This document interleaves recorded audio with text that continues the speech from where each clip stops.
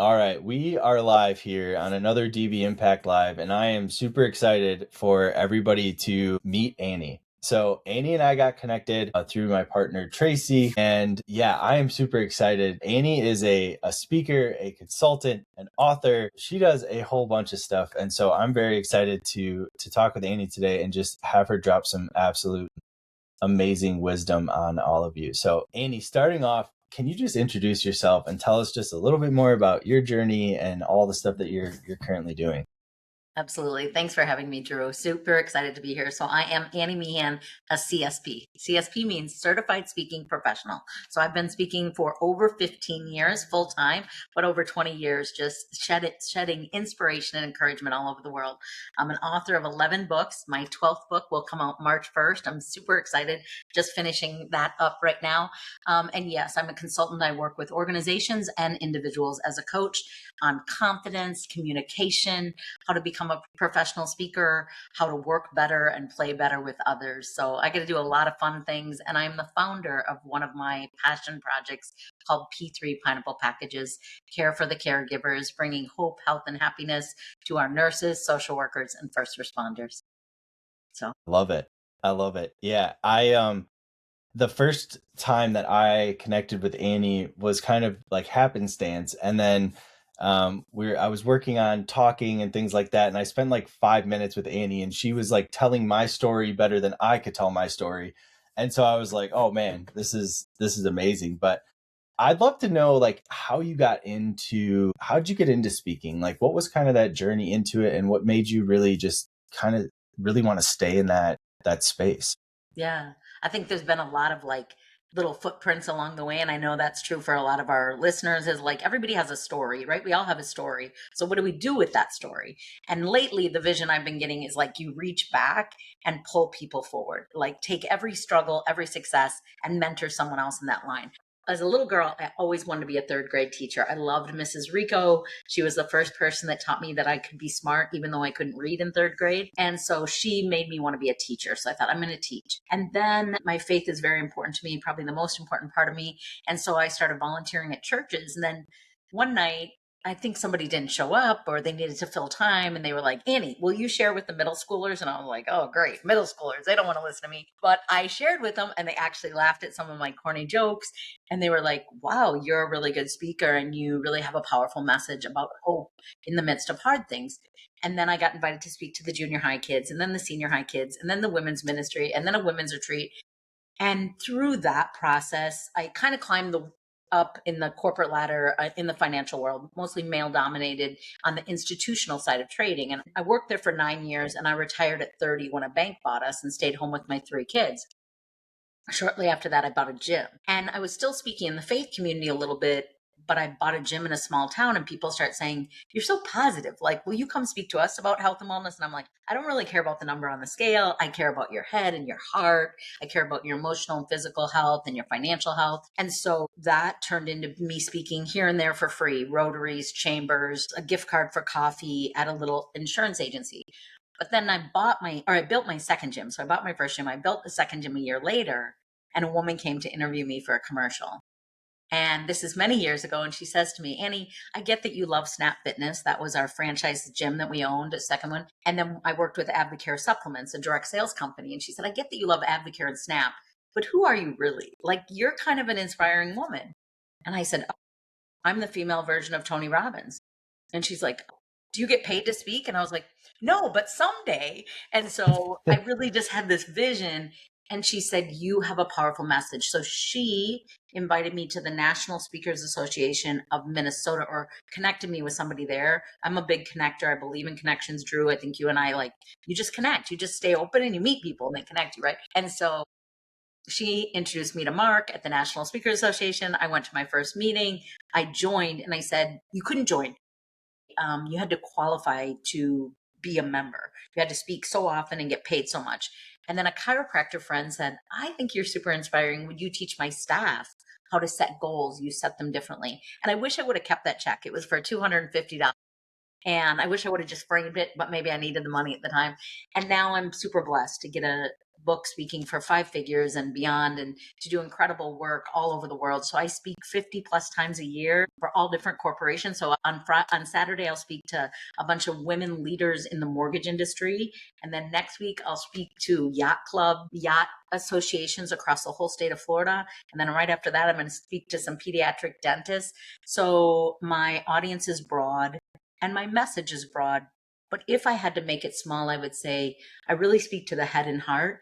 In an AI world, I remind people the huge value in human connection and belonging, that we can choose our perspective even in difficult challenges, and we can look for joy and kindness and civility toward one another even when we're different. So I get to do a lot of head heart work. So yeah, that's kind of a little bit about what I get to do. I've been on reality TV, I've been on Oprah Winfrey, I've been on lots of cool things in my lifetime, but that's a little nugget. No, I absolutely love it. And I think that what you talked about too, I think one of the reasons, right? I think there's many, but I think one of the reasons your message resonates so much I think you hit it spot on, is we're in a world where technology is really taking over a lot of different avenues. And I just had a conversation with somebody recently that was like, people are kind of yearning for that connection. Like, even in like, when we're talking about from a business perspective, like, yeah, you can automate a lot of that, but people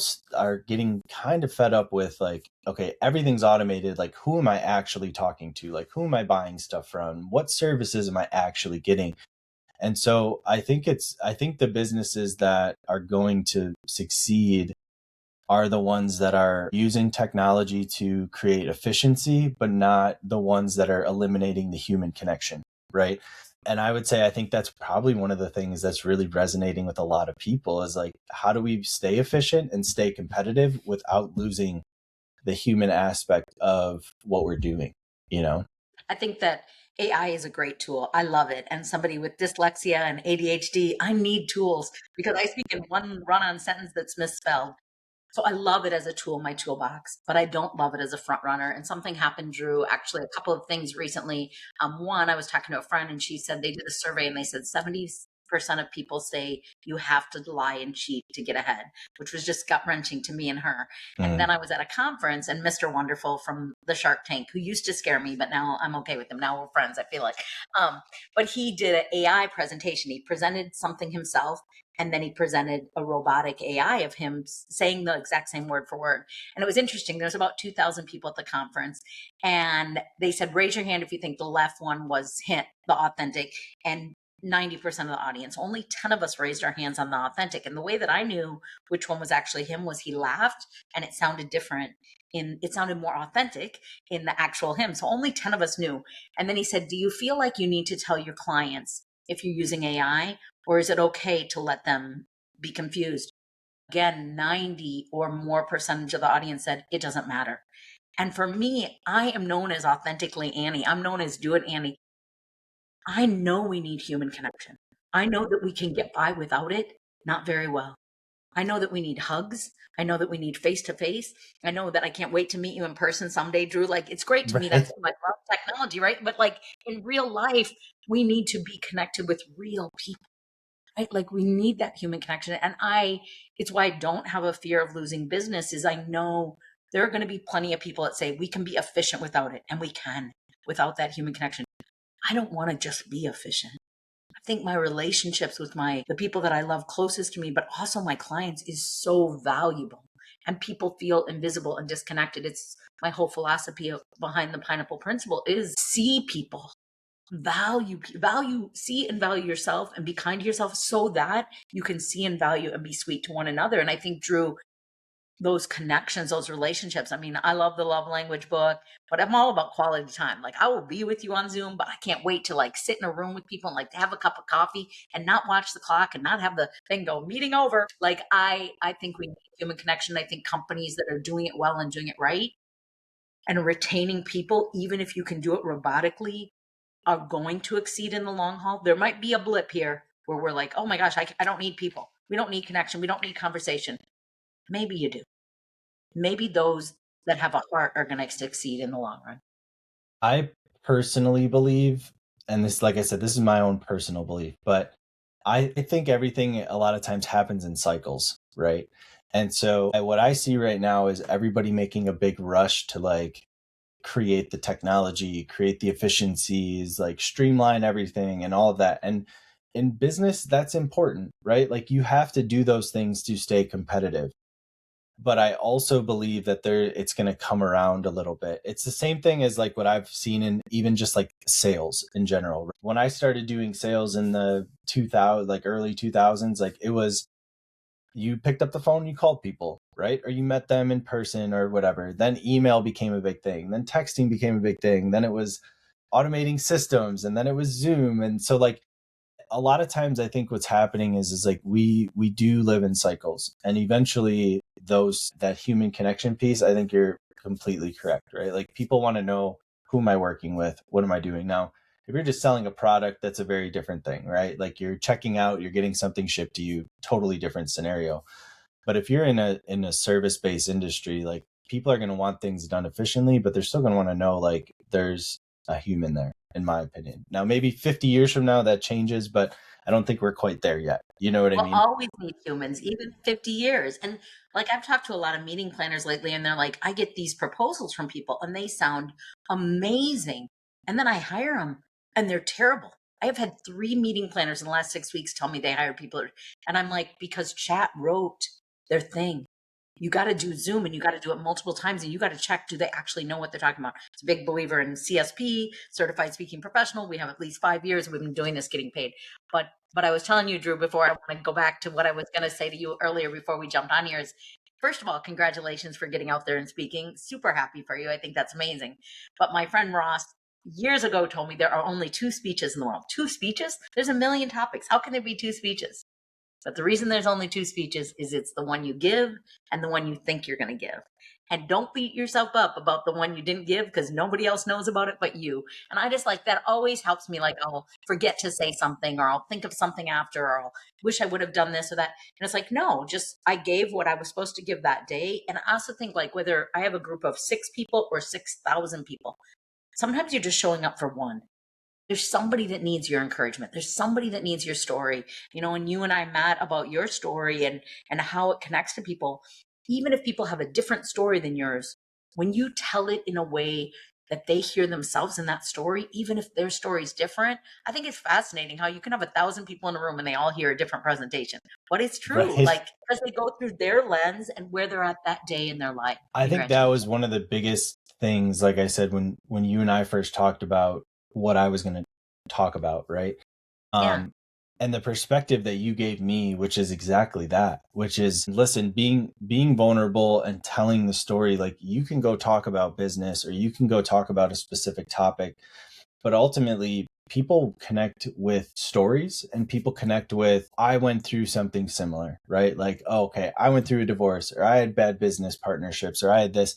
And ultimately they may not have gone through a divorce. They may not have had business partners that they've had struggles with, but they've had friendships that have broken apart. They've had issues in their family. They've had, maybe not business relationships, but professional relationships break. So like, I think you're 100% correct. And that was something that really struck me, which leads into my next question, which is, for people that are out there that they want to talk, they want to find places to, speak at or whatever it is, what are like a couple things that you would tell that person that's just looking to start, that just wants to go talk in front of people? Yeah. I like how you're asking the question. I might not give you the answer that we're hoping for here, but I always say to people, they'll be like, I want to speak. I love to talk and I love the microphone. I'm like, that is not what I do at all. Somebody said to me recently, I want to do one night stands like you. I was like, wow, what sort of one night stands I do? And they're like, fly in, you get paid a bunch of money, you talk for 20 minutes and you leave. And I'm like, no, no, no, that is not what I do at all. So because you love to talk and because you have a story is just a tip of the iceberg, is what I want to say. So I've been doing this, as I said, full time for 15 years, and I've been speaking for about 20. Get a coach, get mentorship, get a guidance. Because one of my coaching clients, she got booked. She wanted to speak. She had a compelling story. She got paid $30,000. She never got booked again. If you put yourself out there, even if you're like, oh my gosh, this is a lot of money, or oh, this is exciting, this is great, and you are not ready, it doesn't help you. So when you're ready, every time I get booked, it should lead to at least 2 more bookings, sometimes more than that, right? So you want to be on the stage confidently, clearly. You want to be on the stage not about yourself, but about other people. So I've created a workbook. I'm very proud of my new workbook. It's called the Speaker Success Workbook. So I've probably spent, sadly, about $250,000 over the last 15 years with coaches, courses, and about 80% of the time it did not pan out. What they promised me, if you hear someone saying, sign up with me today and in 6 weeks you'll be making 6 figures, that is not true. That is not happening. It can't happen. It's not how it works. So, first, get with a coach, get guidance. If you're looking to get confidence and repetition, Toastmasters is a great place to start. If you're looking to learn the business of NSA, the business of speaking, join National Speakers Association. There's a lot of local chapters. My caution with both is Toastmasters sometimes is very beginning level. So if you're a little bit past that, you might not need that, but it's a great place to get reps and get confidence. NSA is excellent as well, but the caution there is that some chapters, unfortunately, not my chapter when I was president, bring in speakers that sell you and that sell you magic pills. There's no magic pill. There's no magic potion. It's hard work. You said something earlier, Drew, that I think is really important. So I want to teach 2 things about speaking. One, the average age to become a professional speaker is 60. And that is because there's 20-year-olds doing it, 30-year-olds, 40, everything. But many people wait until they have so much experience at life before they start doing their sharing wisdom, right? So you need some experience, some wisdom, not just a story, but lessons from it. And then second of all, I want to say most people quit within the first 4 years. Some people quit within the first 6 months. It is not a transactional business. We're not selling a product. We're selling ourselves and our messaging. So I say, so this is my second book. And what I want to say about it is write a book that gets you booked. So this book has 7 keys. So odd numbers are great. So write a book to give yourself credibility. You can use chat as a guide, as a tool, but don't allow chat to write your book. It will be inauthentic. People will feel it. Also write a book. At the end of each chapter in this is application. Like I've written for a book club style. So sometimes book clubs buy 20 of them. Sometimes corporations buy this book as team building. So write a book that gets you booked. Don't just write any book. Think about the reader. And like you said before, Drew, like I always think about whatever my story is, how could somebody else with the disruption put themselves in that story? I mean, when I was buying gyms, our first gym we bought, the guy that sold it to me said to me, I was riding down the elevator with him and he goes, I've been bleeding for months. Now I'm hemorrhaging. Good luck to you. And I don't think he meant it, right? 4 months later, we were number 4 in the nation. And I teach people, what did I have to do to go from not just even, but below even, to growing, to multiplying, to getting a great team working with me, all of those things. So get resources. I want to jump in real quick. I want you to continue this, but I think you're hitting on something that I think is super important. And I think it's an underlying theme of what you're saying right now that I think a lot of people in this world are missing. And it's we want immediate results in everything we do. And so it's funny because every time I talk to somebody that's been in an industry that's successful in their industry, I hear all the time, there's no shortcuts, right? Like you're going to take your lumps. You're going to bomb. You're not going to do well in certain scenarios. Like, but the people that I've seen be the most successful in all the industries they're in is like, they have the vision of seeing where they're going and they're not letting those bumps in the road deter them. They're learning opportunities. And so like, I think that is one of the things that I just getting to know you over the last few months is like, and we're not going to share everything, but like, there's always bumps in the road. Life is going to happen. Right. And so I just wanted to, you were saying it, but I just think it's so important. Like that is such a huge part of like even your story too, where it's like, hey, listen, nothing is going to be perfect. We are all human beings. We are imperfect human beings. Like that is it's just who we all are, right? And so I just wanted to hit that is like your success is not only how well and things that you've done, but it's also the resilience of everything that you've accomplished over the last 15 years. And so like I want people to understand as they're hearing you talk is like you're saying it very nicely and I just want to hit them right in between the eyes of like listen to what she's actually saying, which is like you don't start at the top, right? And so like I said, I didn't mean to You're great. cut you off there, but like I want people to know like this wasn't an overnight thing that you've done. Like you have built years of success and like it hasn't always been perfect, but like you're in a position now where you're getting booked at the amounts that you're getting booked at because of all those things. And there is no shortcuts. And so I don't know. And I I just, want to like I quit a said, million times, Drew. I want to quit. But those that quit never succeed, right? And so I meet people all the time. They're like, I want to be a speaker. Okay, like Annie, like they'll see me on stage and they'll be like, okay, I want to be like you, like where my phone rings off the hook. I'm like, yep, my phone does not ring off the hook. I'm super blessed that once a week, sometimes on a really good week, 3 times a week, I'll get an email or call saying, oh my gosh, I heard I have to hire you. I heard you're great. That's not what happens most of the time. Most of the time, I'm still planting seeds. I always say I don't plant daisies, I plant oak trees. It takes time for an oak tree to grow. It's taken time. It's been 15 years doing this business, and I don't quit. I mean, we had a hurricane. We were homeless. My husband just had triple bypass. I mean, every year there is something major, major. COVID. I had 110 speaking engagements in 2020. By the end of 2019, I had 110 speaking engagements booked. And I was on the stage March 13th of 2020. And I thought, oh my gosh, this is a blip. Oh, no, no, no. I watched them all disappear. And I still managed to earn my CSP that year because you have to make 50. I made 54,000 in 2020 as I watched all my speaking disappear. So you have to have a non-quit attitude. So my nicknames are Authentically Annie and Do It Annie. So I get up lots of days and I have 3 interviews with someone. I think for sure they're going to hire me. And then they hire someone else. I get a referral and I think, oh my gosh, this person's going to be the greatest coach ever. And then they say this happened. There's lots of detours and disruptions. I'm just not willing to quit. I feel very called to this. I feel very rewarded by my discipline.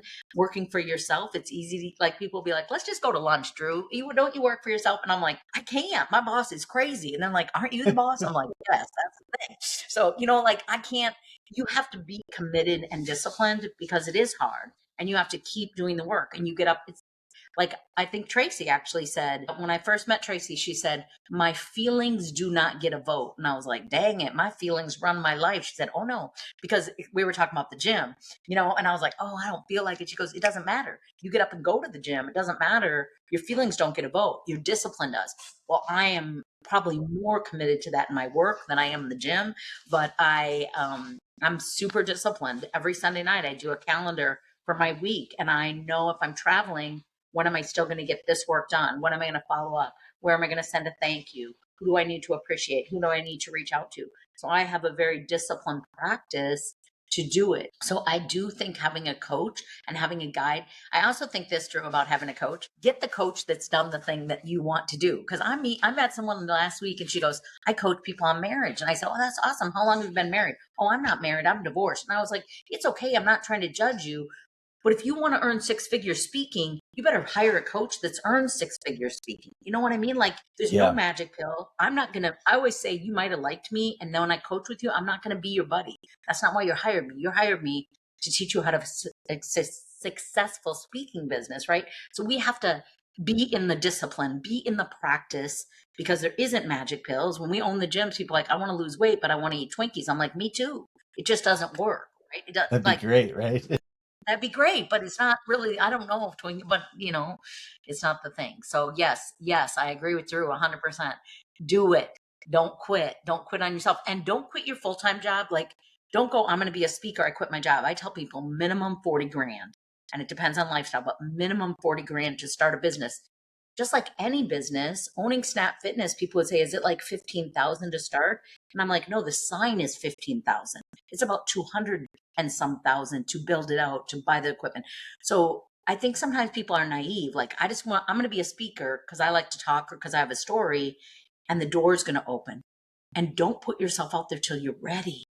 Get guidance, get coaching, get clear. Your mom's going to tell you you're great. Have you watched American Idol? That does not mean you are great. You know what I mean? Like, right? So I don't know. Anyway, No, got me. listen, we're in complete agreement there. And I think there is sometimes too of the I think there's being prepared, and then there's also the other side of it where it's like you do so much to where you're deterring yourself away from it. And so I think there is that happy medium where it's like, hey, if this is something you're going to take seriously and this isn't just a one-off thing you're going to be doing, then you're going to take that approach to it, right? I think somebody that I can say for myself is like, I think I have a lot of knowledge and a lot of things, and I've done speaking before and I used to sing. So being on a stage is like not a big deal for me, right? Like I enjoy being there.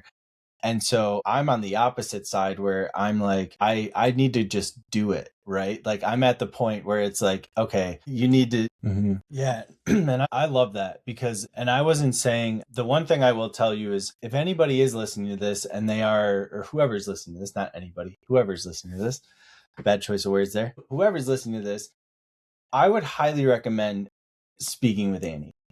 Even just from an initial, like she was saying, is there was things that happened in a very short 30-minute period of time that I spoke with her that really put a different perspective on how to connect, right? Like I'm talking about business principles, but like her ability, Annie's ability to help me create more of a story to actually connect with these individuals was a game changer when I just went and talked in Seattle because it took and that was 30 minutes with her, right? So like I would just highly recommend like have the initial conversation with Annie. It's her perspective and her ability. Like I said, she literally helped curate a story that was my story and she told it better to me within the first 30 seconds that I told her. So like that's the level of what I think Annie's really talking about. And so like for somebody that is on the fence or somebody that is just saying, hey, maybe you've done some speaking engagements before, but you're not sure how